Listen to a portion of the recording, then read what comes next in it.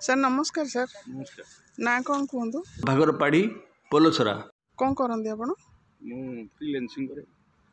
अच्छा आपण मोर गोटे प्रश्न पचार थिला आपण को एज तो 57। अच्छा ए भितर आपण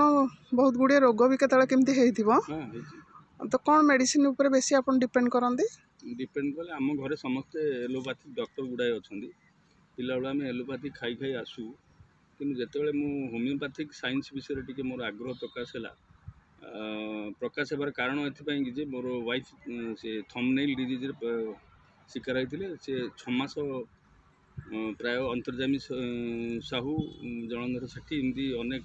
स्किन डॉक्टर को देखाला से किंतु भल है तापर डॉक्टर सूर्यमणि था से प्रिंसिपाल था विजु पट्टनायक कॉलेज ब्रह्मपुर तांकु नहीं कि देखी सी गोटे मेडिसिन देते गोटे डोज कालकारिया सल्फ 200 थंबनेल तांकर मत लगे कैंसर काले होगा भल होनी एलोपैथिक मोर विश्वास पूरा थिला किंतु से गोटे डोज पर से संपूर्ण क्योर हो जाते एपर्तंत क्योर अच्छे 10 वर्ष रिलैप्स होनी से रोग पुणी आम माँ को ऑक्सीजन क्राइसिस थिला लंग्स प्रॉब्लम जो मुझे बहुत हॉस्पिटल देखी नहीं भुवनेश्वर ब्रह्मपुर से ऑक्सीजन क्राइसिस से मुकुली पार न केवल गोटे डोज आर्सेनिक 200 जड़े डॉक्टर लोकल डॉक्टर अभिज्ञ डॉक्टर मुझे परामर्श नहीं देती आउ भल सी भल हो जाए एभली अनेक डिजीज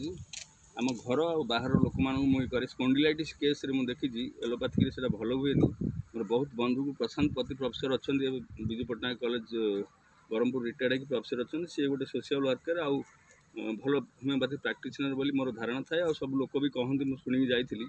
मुझे भल होती 10-15टा पिला पठे से भल होती तेणु गुड़ाए एक्टिव केस आम नोटिस करूँ भल हो जाता रिलैप्स होनी एलोपैथी कौन होता क्योर हो रोगटा आउ किछि दिन पर पुणी से रिअकर हो तेणु मोर गोटे आस्था अच्छी I am a homeopathic lover. Thank you sir आप कौन कहे सोसाइटी की कहबी ए होमियोपैथिक प्रैक्टिस जो मैंने करती बहुत कृतज्ञता और धन्यवाद जनाऊँ कारण यहाँ डायरेक्ट हेल्प कर पूर ग्रुप ऑफ सोसाइटी लोक आउ to the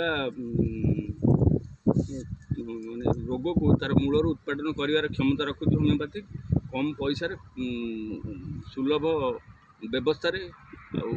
easy contact doctor को एवेलेबल हो पार सी मेडिकल प्रैक्टिस बहुत डिफिकल्टीज हुए गरीब लोक मानू धनी लोक मैंने भी सफर करते बेसी कि रोग भल हे कि ना संदेह थाए समस्त होमियोपैथिक जदि आस्था आपड़ करेंगे निश्चित भाव बहुत सुविधाजनक चिकित्सा यहाँ कम पैसा कम औषध बिना साइड इफेक्ट भल होबार व्यवस्था ए भीतर अच्छी। Thank you sir thank you. Homeopathy चिकित्सा एक सुविधाजनक और निरापद चिकित्सा अटे।